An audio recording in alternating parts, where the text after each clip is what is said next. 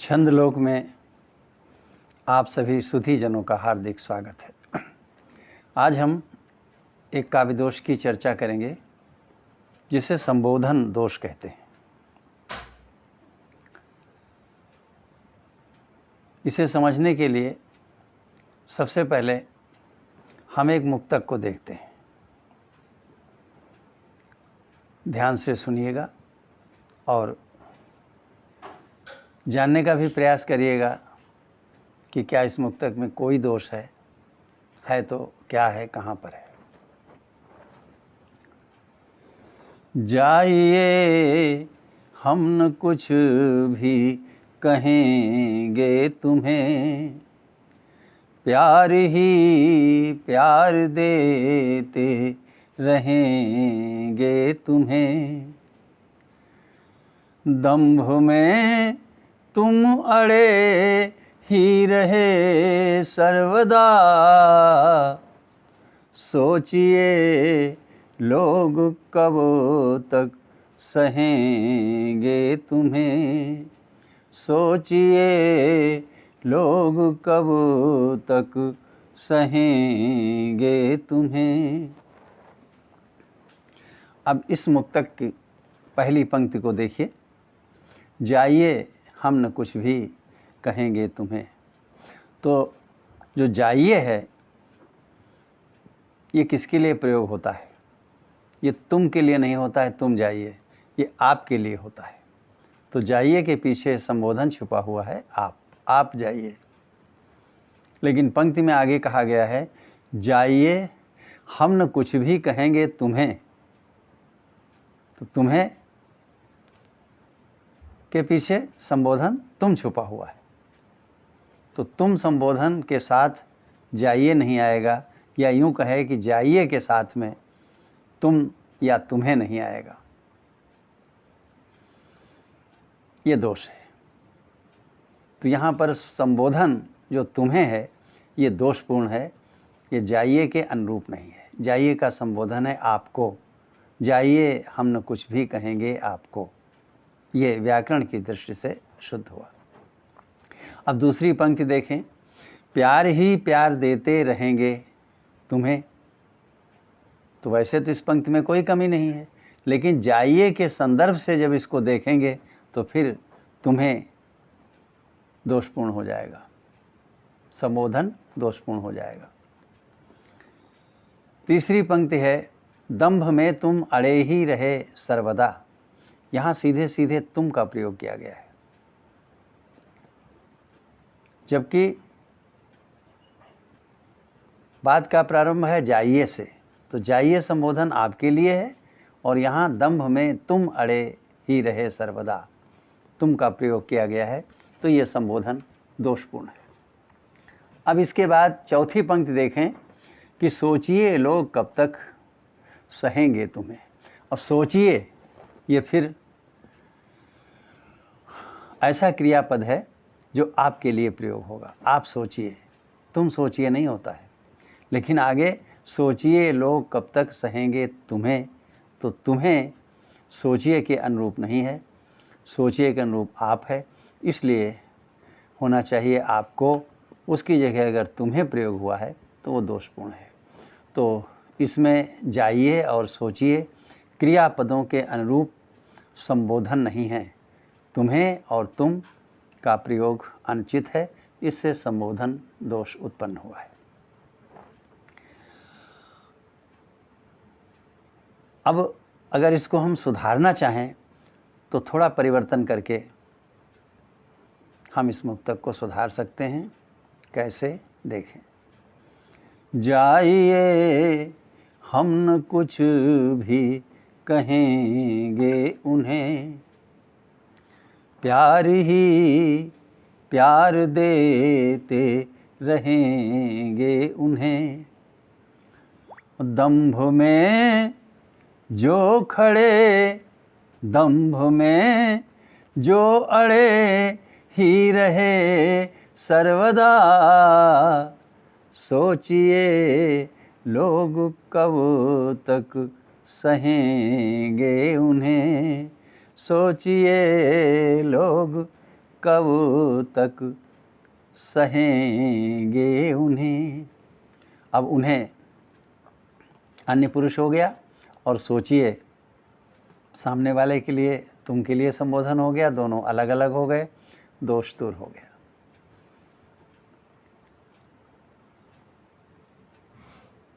इसके साथ ये ध्यान देने की बात है कि जब हम किसी रचना में किसी व्यक्ति को तुम से संबोधित करते हैं तो पूरी रचना में उसे तुमसे ही संबोधित करेंगे, और तुम के साथ तुम्हारी, तुम्हारा, तुम्हारे, तुमको, तुम्हें, इन शब्दों का प्रयोग होगा। जब हम आप का प्रयोग करेंगे तो उसके साथ में आपका, आपकी, आपके, आपको, इन शब्दों का प्रयोग होगा। जब हम संबोधन तू प्रयोग करेंगे तो तू के साथ में तेरा, तेरी, तेरे, तुझको, तुझे, इन शब्दों का प्रयोग होगा। और क्रियापद उसी के अनुरूप होंगे। क्रियापद से स्पष्ट हो जाता है कि हमारा संबोधन क्या है। जैसे यहाँ जाइए से स्पष्ट था आप जाइए, और उसके साथ तुम्हें उपयुक्त नहीं था, तो मुक्तक को सुधारने के लिए तुम्हें की जगह उन्हें कर दिया। अब जाइए जिसको संबोधित है वो अलग हो गया, और जिसके लिए कहा गया है उन्हें, वे अलग हो गए। और इस प्रकार मुक्तक में एक सुधार कर लिया गया। आइए इसी संदर्भ में आप और तुम के प्रयोग से होने वाला दोष एक दूसरे मुक्तक में देखें। पहले सुनिएगा। कर चपलता जाल में सबको फंसाया आपने, चारु चंचल चाल से युग को लुभाया आपने। सोच लो कब तक मुखौटा साथ देगा आपका, सादगी सच का न गौरव जान पाया आपने। सादगी सच का न गौरव जान पाया आपने। अब इस मुक्तक में आपने स्पष्ट रूप से है, जिससे स्पष्ट है कि संबोधित है आपको, तो सारे क्रियापद इसी के आपके अनुरूप होने चाहिए। तो इसमें कर चपलता जाल में सबको फंसाया आपने, आपने फंसाया, कोई भी अनुचित नहीं है। चार चंचल चाल से युग को लुभाया आपने, लुभाया आपने, ये भी उचित ही है। तीसरी पंक्ति में है सोच लो कब तक मुखौटा साथ देगा आपका। तो आपका आपके लिए संबोधित करके सोच लो कहना अनुचित है। आप सोच लो नहीं होता है, तुम सोच लो होता है। तो सोच लो क्रियापद जो है इसका संबोधन तुम है, और जबकि इस मुक्तक का संबोधन आप है। इसलिए इस तृतीय पंक्ति में दोष हो गया। और कौन सा दोष हो गया? संबोधन दोष हो गया। चौथी पंक्ति सादगी सच का न गौरव जान पाया आपने, इसमें कोई दोष नहीं है। आपने जान पाया या न जान पाया, तो ये क्रियापद और संबोधन दोनों एक दूसरे के अनुरूप है। अब तीसरी पंक्ति में जो है सोच लो कब तक मुखौटा साथ देगा आपका, इसका सुधार कर दिया जाए तो मुक्तक सुधर जाएगा। कैसे? देखिए, कर चपलता जाल में सबको फंसाया, आपने चारु चंचल चाल से युग को लुभाया। आपने सोचिए कब तक मुखौटा साथ देगा आपका। सोच लो की जगह सोचिए, पूरा मुक्तक सुधर गया। सोचिए कब तक मुखौटा साथ देगा आपका, सादगी सच का न गौरव जान पाया आपने। तो इस प्रकार आपने देखा कि संबोधन दोष कैसे उत्पन्न हुआ। आप और तुम के बीच संबोधन आप है और उसमें एक क्रियापद तुम के अनुरूप आ गया तो संबोधन दोष उत्पन्न हो गया। उसे दूर कैसे किया वो भी आपने देखा। अब हम एक और उदाहरण देना चाहेंगे जिसमें तू और तुम इन दो संबोधनों के बीच देखें कैसे संबोधन दोष उत्पन्न होता है। करो न औरों से कभी किंचित वह व्यवहार, जो तुमको अपने लिए स्वयं नहीं स्वीकार। सांसें गिन गिन क्यों जिए थोथी लंबी आयु, कर ले ऐसे कर्म कुछ याद करे संसार। कर ले ऐसे कर्म कुछ याद करे संसार। अब इसकी पहली पंक्ति है, करो न औरों से कभी किंचित वह व्यवहार। करो किसको संबोधित है? तुमको। तुम करो, न आप करो होता है न तू करो होता है। दूसरी पंक्ति है, जो तुमको अपने लिए स्वयं नहीं स्वीकार। तो यहाँ जो तुमको आया है वो संबोधन तुम के साथ में तुमको का प्रयोग उचित है, इसमें कोई दोष नहीं। लेकिन तीसरी पंक्ति में है, सांसें गिन गिन क्यों जिए थोथी लंबी आयु। जिए, तुम जिए नहीं बोला जाता है, आप जिए नहीं बोला जाता है, तू जिए। जिए जिस भाव में प्रयोग हुआ है उस भाव में संबोधन क्या होगा? तू। सांसें गिन गिन तू क्यों जिए थोथी लंबी आयु, तो संबोधन तू हो गया, बदल गया।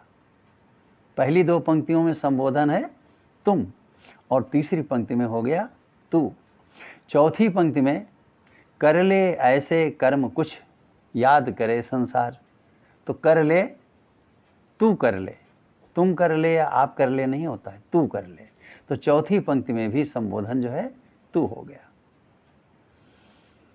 तो पहली और दूसरी पंक्ति में संबोधन है तुम और तीसरी और चौथी पंक्ति में संबोधन है तू, इसलिए इसमें संबोधन दोष उत्पन्न हो गया। ये मुक्तक दूषित हो गया। अब इस दोष से अगर मुक्त करना है मुक्तक को तो हम ऐसे कर सकते हैं। देखिए, करो न औरों से कभी किंचित वह व्यवहार, जो तुमको अपने लिए स्वयं नहीं स्वीकार। सांसें गिन गिन मत जियो थोथी लंबी आयु। सांसें गिन गिन मत जियो थोथी लंबी आयु, कर लो ऐसे कर्म कुछ याद करे संसार। अब चारों पंक्तियों में संबोधन तुम हो गया। ये निर्दोष रचना हो गई, मुक्तक निर्दोष हो गया। ये दोहा छंद पर आधारित मुक्तक है और इसमें दोहा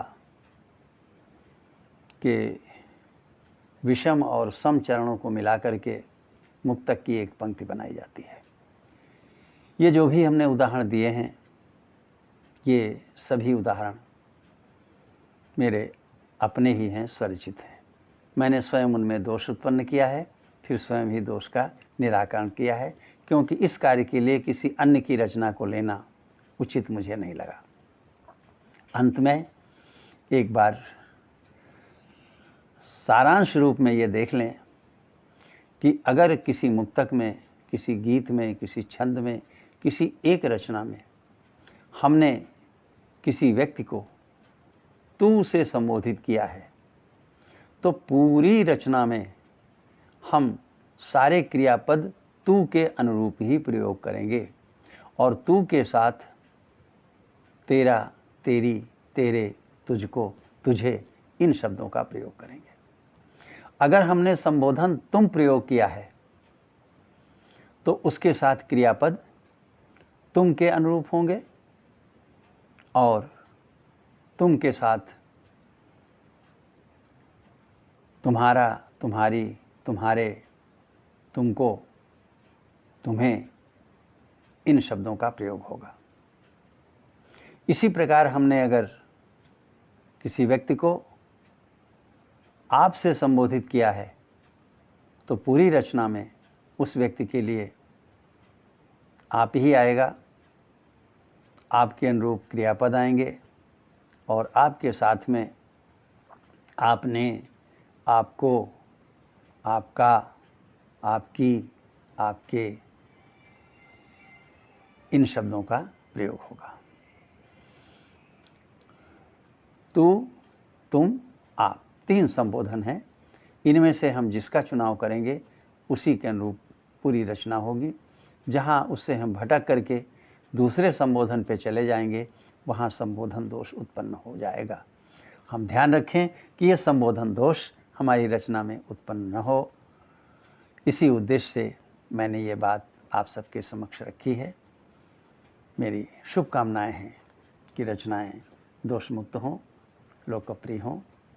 धन्यवाद।